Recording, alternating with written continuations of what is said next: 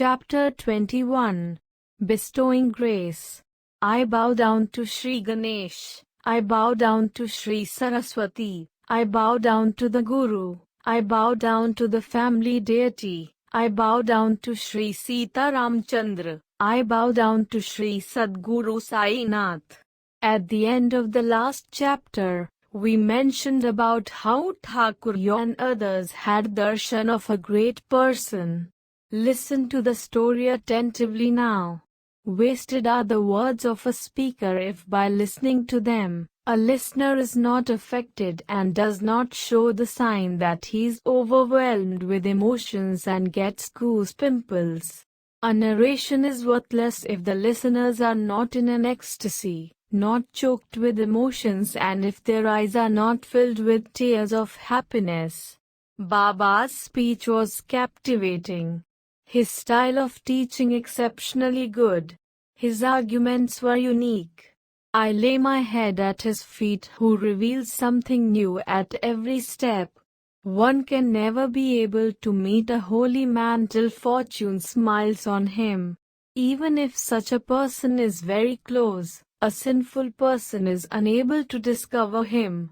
There is no need to go far to find proof of this axiom, because I am going to tell you about my own experience. There was a famous saint called Pir Maulana who was residing at Bandra. Hindus, Parsis and learned men from other religions used to come to take the darshan of that pure soul. I was a magistrate of that place. His Mujawar by name N.S. tried indefatigably to persuade me to come for darshan. Thousands of people come there. Why should I go there on account of the pressure, and spoil my name? Some such thoughts came to me, and I never went for the darshan. I was, as it were, afraid of my own shadow, and somehow ill luck came in the way. Many years passed. Thereafter, I was transferred from there. Later, when the opportune time came, I became attached to Shirdi, for all times. In short, the unfortunate can never reach the vicinity of the saints. This most difficult of meetings can be accomplished only by God's grace. Now listen to a pleasing story about this. There are from times unknown such secret arrangements of saints, and they go on carrying their mission, while the world is unaware of it. As time flows, the saints choose the place of their liking and appear in human form, to fulfill some mission. But, in reality, they are not different from one another. The place, time, person, though different, a saint realizes the essence of the personality of other saints. They are all united inwardly, as they are only one, like the outposts of an emperor situated at different places, with officers in charge to look after the population and its prosperity. Similarly, the Emperor of boundless happiness manifests at different places and controls the invisible reins of his own empire. Once, a certain gentleman, who had the privilege of an education in English, holding a Bachelor of Arts degree, climbed step by step and became a big officer. Later on, he became a Mamlatdar and then rose to be an assistant collector. Because of good fortune, he came in contact with Sai Baba. Outwardly, these posts look very attractive, like mountains from a distance, but if you go nearer to them, they are found surrounded by trees which give an itch. But at the same time, these posts command prestige. Those pleasant days are long past when people used to crave for such posts. The general public, too, honored the officers and mutually they were happy. Let us now talk about present conditions. Gone are those days when it was nice to be in government service. Now the responsibilities have increased and the emoluments are insufficient. In the olden times, The Mamlatdar was respected and the collector was honored. But that grandeur is no more though one works hard. Be it so. After all, by spending a lot of money on education and after studying very hard, one was able to acquire these high posts. First of all, one had to pass the Bachelor of Arts degree, then become a clerk in the government office, earn a monthly salary of 30 rupees. In this manner, one had to go on for some time. During the course of time, he had to go to the ghats, learn the surveyor's work and live amongst them, measure lands and pass departmental examinations. Later on, if a higher official in the service died leaving his position vacant, then he would be able to get that post. Enough of this lengthy and uninteresting narration. Why should I go on prattling about it unnecessarily? Listen to that story about how such a person met Sai. Near Belagaon, there is a town called Vadgaon. A team of surveyors had camped there. In this town, there was a saint staying there. They went to take his darshan, bowed their heads at his feet and received his blessings. That holy person was holding a book called Vichar Sagar by Nischal Das, which he was reading to them. After a while, when these people started to take his leave, the saint spoke to that particular gentleman with great delight. Listen to that. You may leave now, but be sure to read this book, by which your wishes will come true. Bear this in mind. Later on, in the course of your work, when you go towards the north, because of your good fortune you will have the darshan of a great man on the way.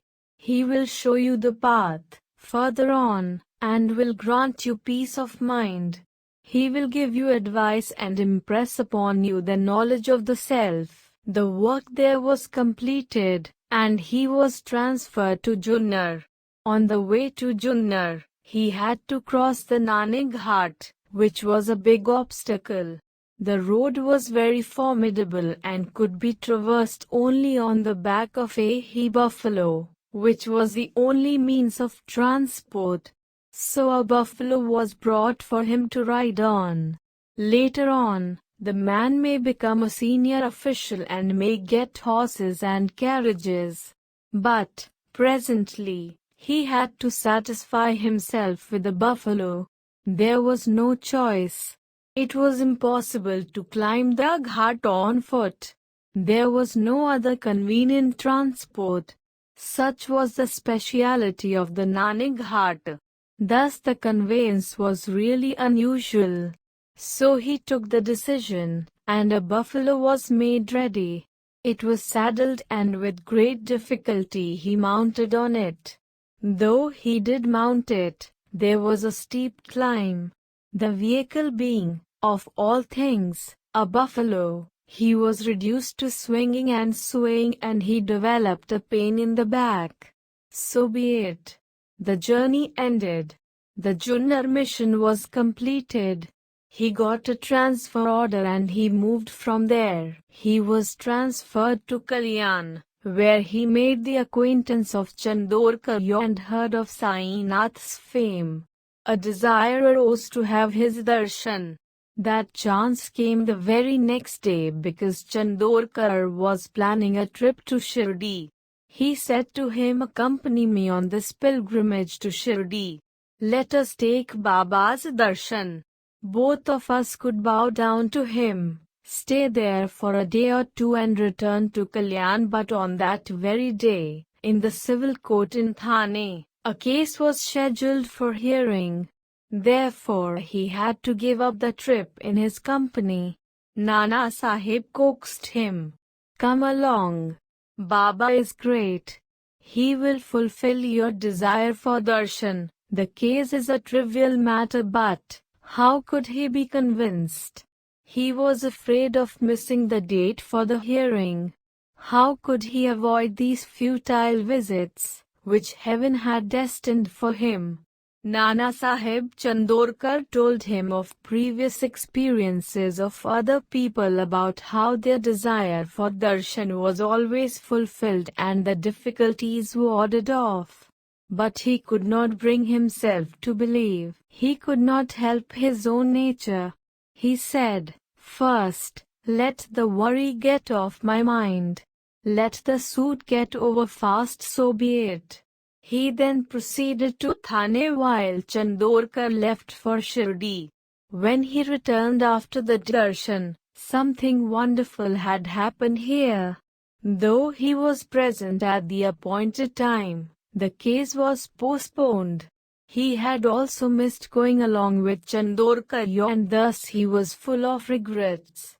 He wished that he had believed in him. Chandorkar would have Nana Sahib Chandorkar taken him along with himself and he would have had darshan peacefully at Shirdi. The case remained where it was and he had lost the chance to see a saint. Therefore, on the spur of the moment, he decided to go to Shirdi. He thought that perhaps when he reached Shirdi, if he was lucky, he would be able to meet Nana and he would take him to Sainath personally. Then, he would be very happy. "I do not know anybody in Shirdi. I will be a complete stranger there. If I meet Nana, it will be beneficial to me, though it is a remote possibility." Thinking thus, he boarded the train and reached Shirdi the next day. Of course, Nana was not there.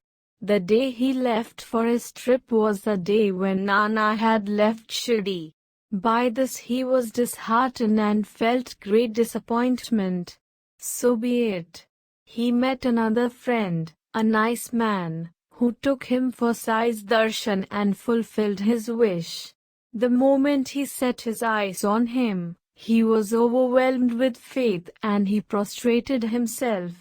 The hairs on his whole body stood on end and tears of love flowed from his eyes. While he was thus standing, hear carefully what Baba said to him with a smile of understanding, as he was omniscient. The path of this place is not as easy as the teachings of the Kanarasayappa or even as the buffalo ride in the Ghats. There is no alternative but to put in your best exertions. When he heard these significant words, he was overwhelmed with emotions and realized that the words of the holy man whom he had met previously had proved correct. Then he folded his hands together and put his head at the feet of Sai. He said, "Have mercy on me, Sainatha. Accept me an orphan, at your feet. You alone are my great saint and guardian. Today I have fully understood the teachings in the book of Nischal with all its significance and divine meaning. Where's Vadgaon and where's Shirdi? What a union of spirits of the great saints! How brief, yet enlightening, is their speech! What a magnificent method of instruction! One advised reading a book and predicted a meeting with a great saint, who would give upadesh and advise further growth. By grace of God, he has been met, and he had indicated that he is the concerned person by significant words. The book has been read but now it must be put into practice." Then Sainath said to him, "Whatever Appa has told you is correct.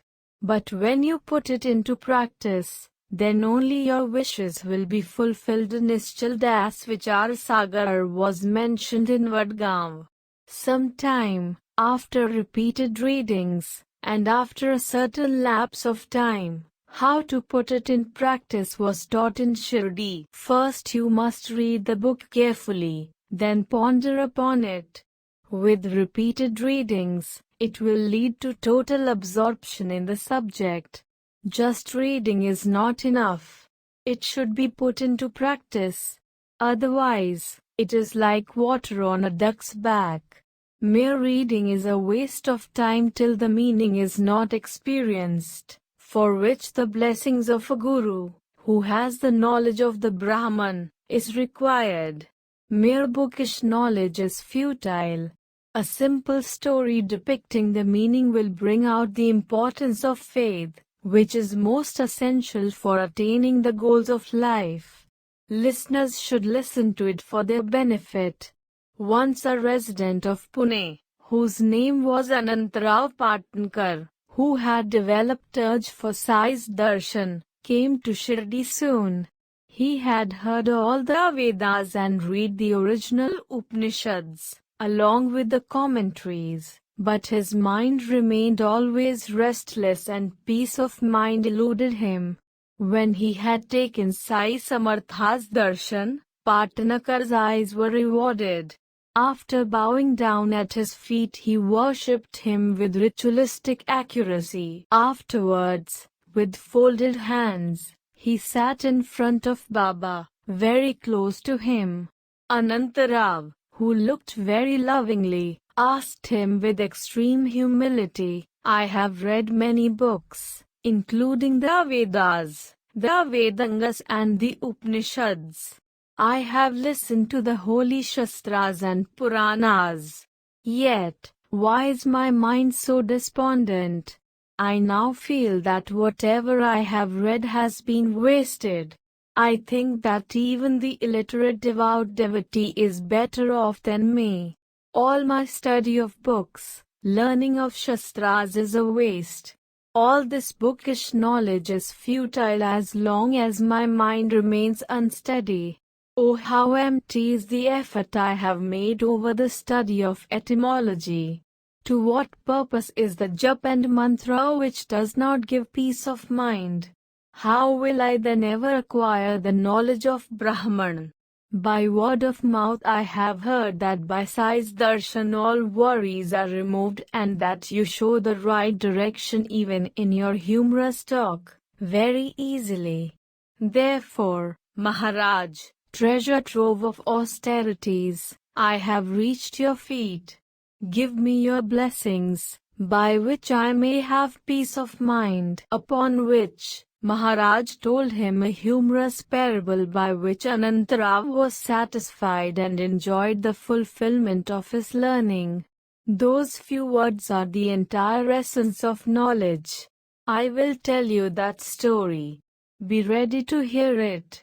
It is humorous but meaningful. Who can disregard such words? Baba said, in reply, once a merchant came along and at that time a horse passed 9 balls of stool in front of him. The merchant was very efficient. He immediately took off his wrap and spread it out, collected all the balls and tied a knot and was able to achieve concentration of mind. What has Sai Samartha said? What could be its meaning? Why the collection of the stool by the merchant? He did not understand anything. Thinking thus, Anantarao came back and related the conversation, from the beginning to the end, to Kelkarya and said, "Who was the merchant? What was the purpose of those balls of stool? Why was number 9 mentioned? Please reveal the meaning to me. Dada, what kind of riddle is this? I find myself incompetent to solve it. Tell me something which will open Baba's heart clearly to me, in plain words." Dada said, "I too do not understand. Baba's talk is always of this kind. But I will tell you whatever I am able to understand, as he inspires me. The horse is God's grace." This is how the puzzle of the ninefold devotion could be explained. Without devotion one cannot have a union with God and knowledge will not be acquired. Listening, singing the Lord's praises aloud, remembering Lord Vishnu, serving at his feet, offering prayers, bowing down before him, being humble, developing affection and surrendering the Atma. These are the 9 ways of devotion. With full faith, even if one of these ways of devotion is practiced, Sri Hari who longs for devotion will appear in the home of the devotee. Chanting of the Lord's name, practice of austerities, keeping of vows, practicing yoga, learning of Vedas and Upanishads, abundance of metaphysical knowledge and its various explanations. All this is a sham without faith. There is no need to be well versed in the Vedas nor any need to be famous as a scholar. It is neither necessary to sing the praises of God without feeling. Only the loving sentiment of devotion is essential. Consider yourself to be the merchant and grasp the significance of that transaction. When the flag of devotion, in the form of the ninefold bhakti, flies high, then the incarnation of knowledge will be pleased. When the horse passed the 9 balls of stool, the merchant eagerly went forward to collect them. Similarly, the ninefold devotion, when adopted, gives complete peace of mind. Only that will give stability to the mind, develop affection for every being, for which seriousness of mind is necessary. Otherwise waywardness is inevitable.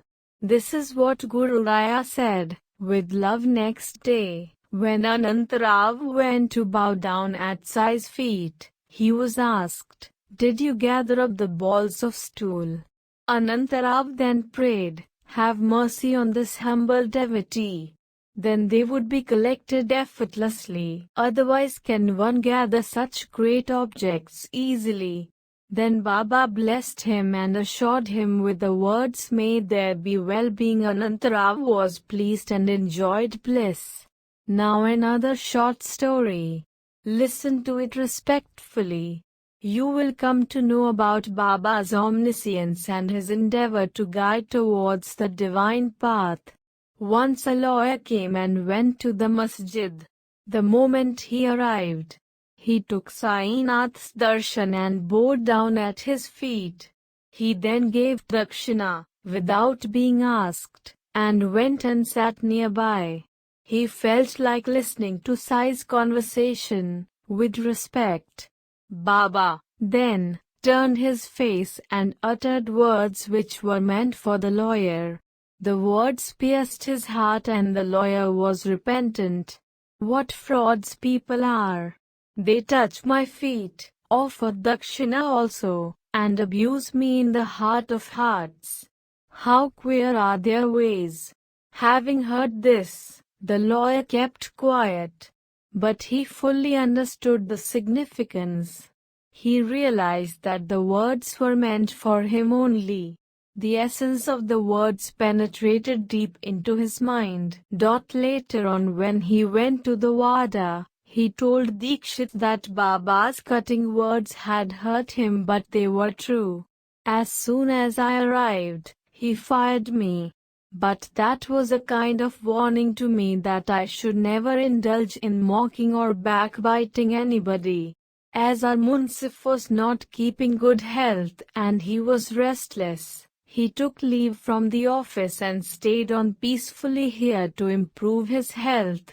While we were in the chamber of the lawyers, the discussion turned around the Munsif, and though we were not directly concerned, conjectures were made.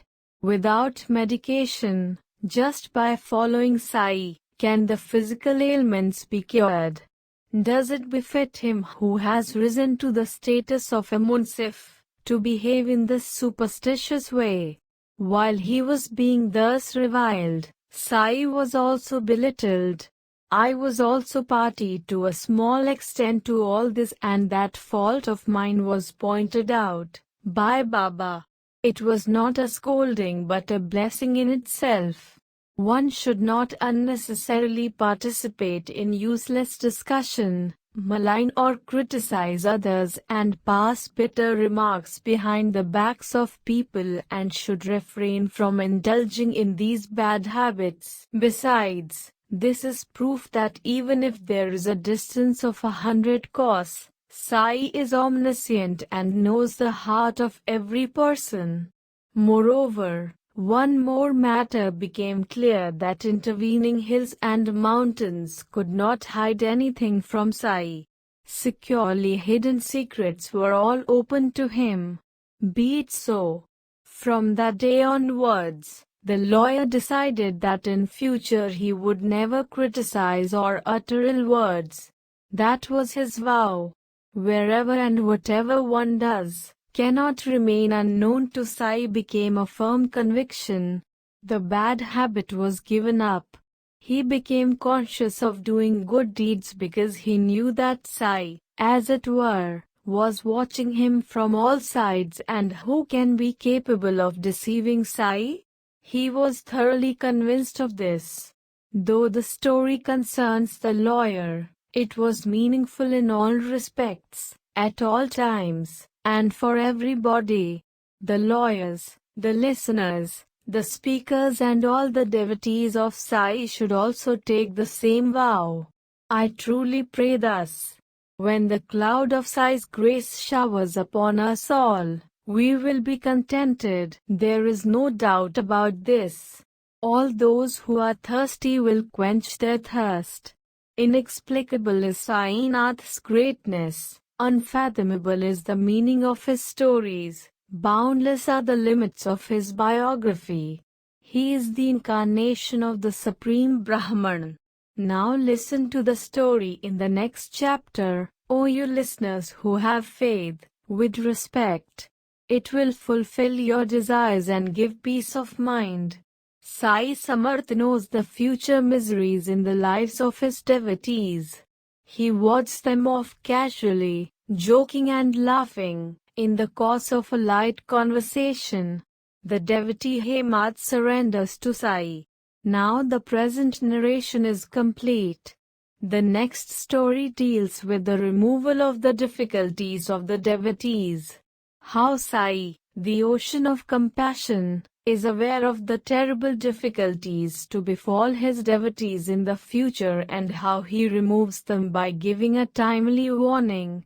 May there be well-being. This is the end of the 21st chapter of Sri Sai Samarth Satcharitra, written by the devotee Hemad Pant, impelled by saints and virtuous people, called bestowing grace. This is offered to Sri Sadguru Sai Nath. May there be auspiciousness.